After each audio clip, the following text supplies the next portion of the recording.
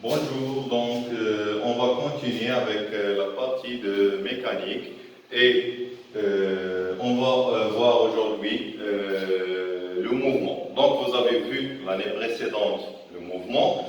Quand on dit un corps, est-ce qu'il est en mouvement ou en repos? Par exemple, ici, j'ai trois personnes, A, et B et C. Si je veux étudier le mouvement et le repos de chaque de ces trois, soit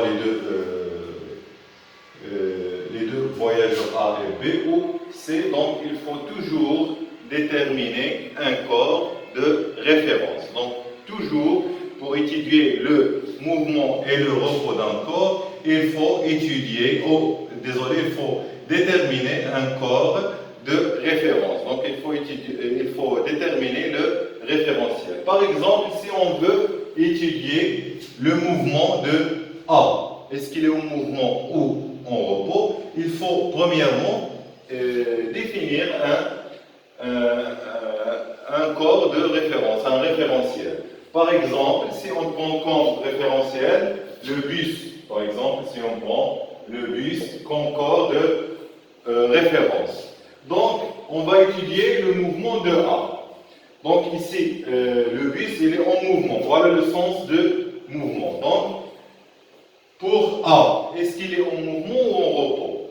Dans ce cas, la position de A ne change pas par rapport au bus. Donc, il est toujours dans la même position. Il est toujours dans la même position, malgré le bus change sa position. Donc, et A, il reste dans la même position.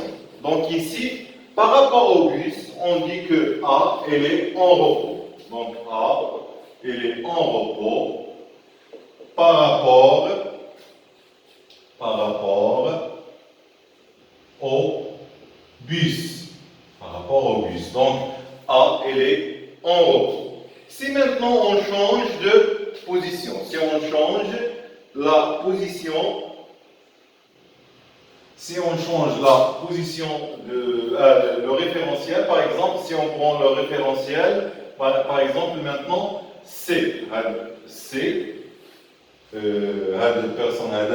voit le corps de référence, par exemple, pour C. Maintenant, A, est-ce que A change la position par rapport à C? Maintenant, A, il est dans cette position. Donc, il y a une distance D entre C et A. كاين واحد المسافة بيناتهم. وهذا le bus راه كيتحرك. Donc, après certain temps, il devient ici. يولي هنايا. D'accord? Donc, là, la distance D,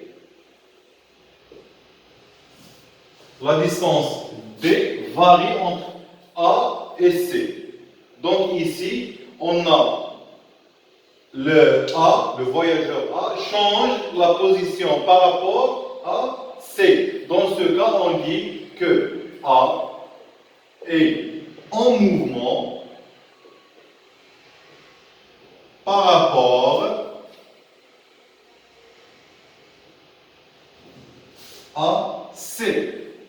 D'accord? Donc, le bus voit le corps de référence, C voit le bus voit le corps de référence, le voyageur A, il est en repos. Quand on change le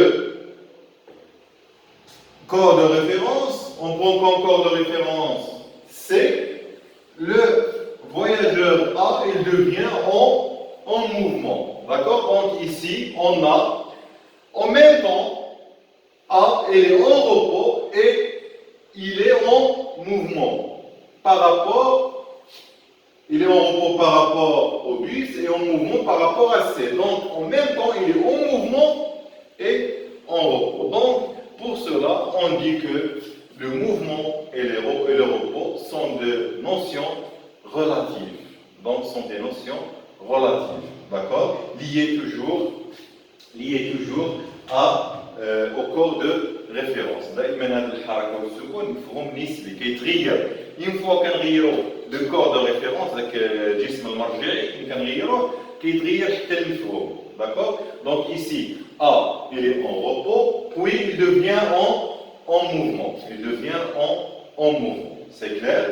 Donc ici, on dit que le mouvement et le repos d'un corps, n'importe quel corps, c'est des notions relatives. C'est des notions relatives. D'accord? Ce sont des notions relatives. Pourquoi? Parce que, regardez ici, A, il est en repos. Mais est-ce qu'il est toujours en repos? Non. Si on change le corps de référence, le notion aussi change. Donc, il est en repos par rapport à C, mais il devient en mouvement il est en repos par rapport au bus, mais il devient en mouvement par rapport à C. Donc, ici, on dit que le mouvement et le repos d'un corps, n'importe quel corps, sont des notions relatives. D'accord? Donc, sont des notions relatives. Le mouvement et le repos sont des notions relatives. Qu'est-ce que ça veut dire relative? Il est toujours lié au corps de référence. Par exemple, maintenant, moi, je suis en repos par rapport à la Terre, parce que ma position ne change pas par rapport à la Terre. Mais je suis en mouvement par rapport au Soleil, parce que ma position change. Je change ma position par rapport au Soleil, parce que la Terre, elle est en rotation, autour du Soleil. Donc, je change ma position par rapport au Soleil, donc je suis en mouvement. Donc, je suis en repos par rapport à la Terre et en mouvement par rapport au Soleil. Donc, c'est pour cela qu'on dit le mouvement et le repos sont des notions relatives parce que ce sont toujours liés au corps de référence. Quand on dit le corps de référence, comment on choisit un corps de référence? Est-ce que n'importe quel objet il est un corps de référence? Non. Le corps de référence, les conditions pour choisir un corps de référence, le corps de référence c'est un corps solide. Donc il faut choisir un corps solide, indéformable et fixe. Donc je vais le corps de référence, c'est un corps solide, indéformable, et fixe.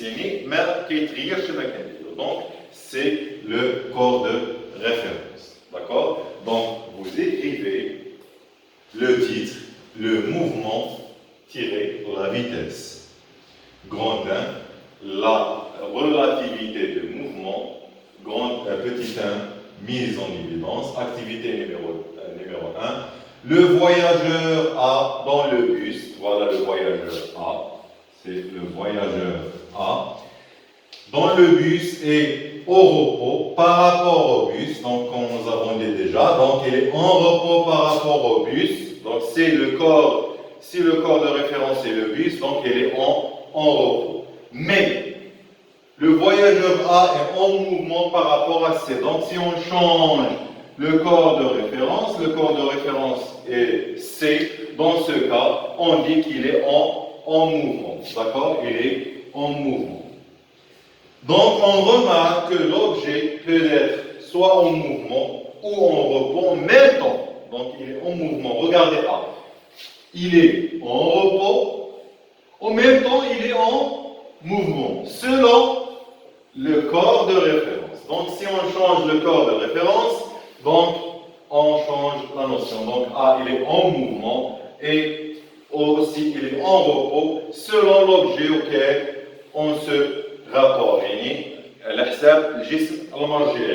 On dit qu'il a un caractère relatif. Donc, le mouvement, donc ça, vous avez vu ça l'année précédente, mais quand un rappel, donc toujours, vous écrivez ça, toujours le corps, pour étudier le mouvement et le repos d'un corps, il faut premièrement choisir ou déterminer un corps de référence. D'accord? Donc, vous écrivez grand 1, la relativité du mouvement, nisbiyat al-haraka, la petite 1 mise en évidence, A et activité numéro 1, le voyageur A dans le bus et au repos par rapport au bus, le voyageur A est en mouvement par rapport à C. Donc voilà le sens du mouvement. Donc le bus il est en mouvement, il change sa position par rapport à la Terre.